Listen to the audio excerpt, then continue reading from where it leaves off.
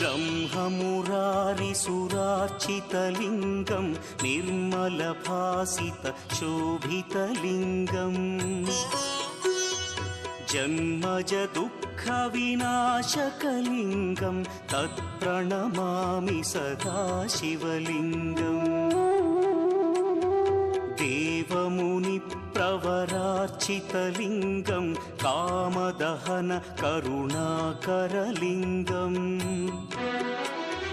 रावणदर्पविनाशकलिङ्गं तत्प्रणमामि सदा शिवलिङ्गम्